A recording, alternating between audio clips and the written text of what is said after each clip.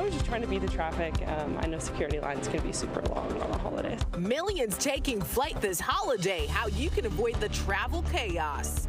Plus, a high-end heist at a local Chanel store caught on camera. The distraction they used to get away. Then, the official start of winter is today. Could we see a warm-up? Meteorologist Damon Matson will join us with our weekend outlook. Come out and experience the historic architecture of downtown Frederick. And later, the festive events you and your family can do to celebrate this season. New rules for holiday returns in 2023. Those updates you need to stretch your dollar. You're watching the station covering all of the DMV. This is DC News Now. Good afternoon. Thank you for joining us for the news at noon. I'm Annalisa Gale. We're following a shooting right now breaking in Prince George's County, Maryland. Police say it happened on Branch Avenue in Temple Hills. We're working to confirm more details about what exactly happened there, but we'll bring you the latest on air and online as soon as we know it. And right now, the busiest holiday travel days are now upon us. More than 115 million people are expected to hit the roads or board their flights for the holidays. DC News Now's Liberty Zabala is live at Ronald Reagan National Airport for us now with how to navigate through the travel madness. Well, we have been seeing lines and lines of passengers just trying to get to their flights, trying to get home for the holidays. And take a look at this board. We're already seeing a few delays. More than 7.5 million passengers are expected to fly for the holidays, beating 2019's record. The number of total domestic travelers this year is up 2.2% over last year, according to AAA.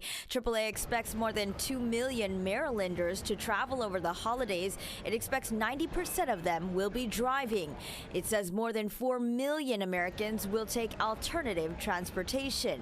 The busiest days on the roads are expected to be Saturday, December 23rd and Thursday, December 28th. AAA says the best time to hit the road is before lunchtime or after 7 p.m.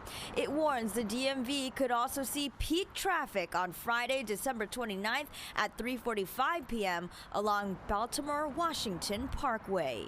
I was just trying to beat the traffic. I know security lines can be super long on the holidays. Make sure we got here early enough just in case there were any delays or long lines. So plan to give yourself about an hour of extra buffer time to get around the traffic. Meanwhile, the Department of Transportation says so far in 2023, it has seen the lowest flight cancellation rates for the past 5 years. For now, at DCA Airport, Liberty Zabala, DC News Now.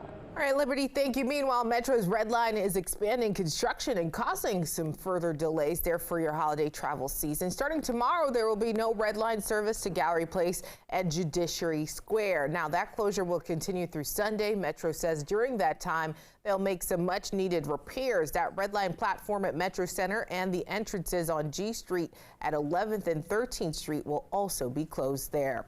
Also on the roads, good news if you plan on driving to your destinations during the holidays, the cost to fill up on gas will likely be lower than last year. According to Gas Buddy, we're seeing the lowest holiday prices since 2020 there. Many states averaging below $3 per gallon.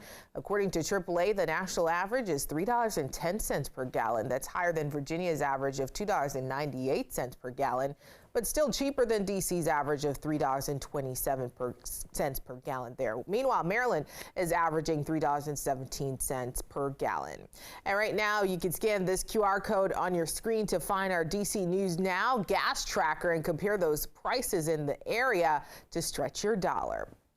All right, turning now outside for our lunchtime forecast here. Meteorologist Damon Matson joining us. And Damon, today is the first day of winter. Yes, feeling that chill, by the way. I mean, yes, indeed, Annalisa. It sure is. Feeling and looking a lot like the first day of winter out there, folks, because we have some stubborn clouds, I will say, that have really filled in across the area. This is a shot out toward Hagerstown, by the way, as we move into the afternoon. Very, very gray, and We were expecting a little bit of cloud cover to come out of Pennsylvania into the DMV, but really these clouds, they've expanded more so than was anticipated here. There you go. That cloud deck is reaching all the way down across northern Virginia to Fredericksburg here.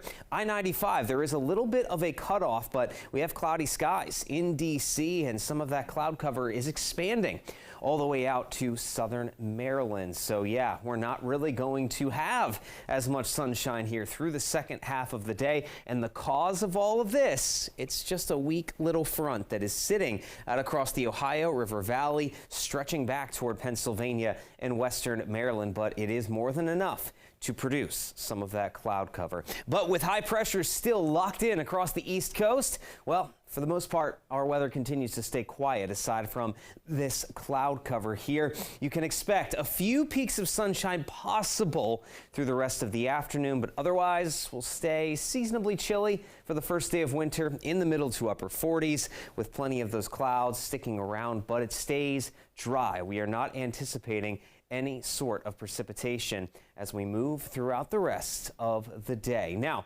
we're getting into the holiday weekend very, very quickly. Do we expect to see any sort of rainfall as we move on into Friday, Saturday, and of course, heading into your Christmas? We'll have a full check of that forecast coming up here in just a bit. All right, Damon, thank you. Well, new this afternoon, the principal of Charles Herbert Flowers High School has been reinstated. It comes after at least 10 fights were reported at the school Tuesday. Dr. Gordon Brown was placed on administrative leave in October. School officials, though, would not say why he was placed on leave. Students then rallied behind Gordon to get him back into the school. He was told Wednesday that he can return. It's still unclear, though, exactly when. Also new at noon, with millions of people traveling for Christmas and New Year's Eve, police are working to protect your homes. DC News Now's Lex Juarez is in the newsroom with ways homeowners can keep their property secure this holiday season. Tacoma Park Police are working and now offering a check-in service for homeowners to make sure that their homes stay the exact same while they're gone as they were when they left them. This is a program that's only being offered to Tacoma Park residents, and they do have to qualify for it. But first, they have to be away on vacation for at least 4 days. No one can be staying at the house or checking in on the house for them, and it only applies to single-family homes, duplexes, and townhouses. However, there are things that everyone can do to keep their home safe regardless of eligibility or where you live. If you are going on vacation, make sure you're changing your privacy settings on social media, especially when you're posting about the vacation. You want to make sure that all doors and windows are locked and secure before you leave, and also put your mail and packages on hold with the post office. Finally, make sure that you're simulating some activity there at your home. You can do that easily with things like timers on outside lights. Now, if you do sign up for this check-in program with the Tacoma Park Police Department, you can expect an officer to be at your house once a day. They will be checking it out and looking for any signs of suspicious activity. While you do have to be gone for at least 4 days to qualify for this program, you cannot be gone for more than 30. All right, Lex, thanks so much. Well, new at noon, D.C. Council Chairman Phil Mendelson now introducing the Evidence-Based Gun Violence Reduction and Prevention Act to help curb violence in the district. If this bill does become law, it would authorize the mayor to remove any property that police suspect is facilitating criminal activity, authorize MPD to hire civilian investigators to handle cold cases and property crimes, require a biannual repeat offender report, and allow access to Medicaid funds for violence prevention. Now, according to Mendelson, crime is occurring at levels not seen in the district since the early 2000s. And also in the district right now, police have released surveillance video of a robbery at a Chanel store in Northwest. It happened Sunday when a group stole 99 bags from that store. Now, this video shows the group getting out of a car on I Street in Northwest. They entered that store and set off a fire extinguisher as a distraction there while bags were snatched off the shelves. An armed special police officer employed by the store later firing one shot at the suspects as they took off. The crime in D.C. has just been outrageous. People are being robbed left and right for Canada Goose jackets, for Montclair jackets. I just live. I think it's a loss of a sense of security in an area that you think is relatively safe.